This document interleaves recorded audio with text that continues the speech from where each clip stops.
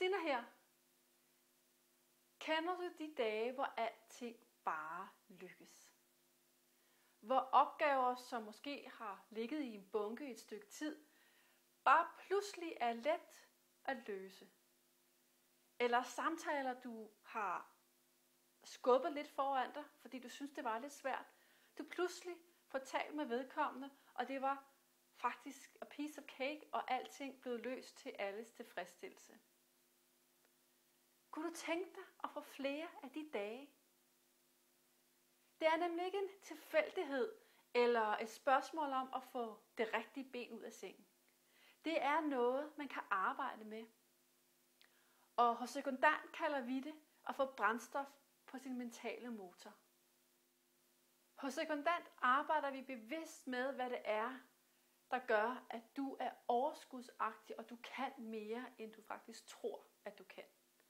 Og en af hjørnestenene i det her, det er, føler du, at du gør en forskel i det, du gør? Hvordan er du egentlig havnet i det job, du har nu? Er det baseret på tilfældigheder? Er det fordi, du engang tog en uddannelse, som andre forventede, at du tog? Eller hvad er egentlig situationen, og hvad er årsagen til, at du er i det job, du er i lige nu? Går du med en nagende tvivl om, er jeg dog på min rette hylde? Er det her meningen med mit arbejdsliv?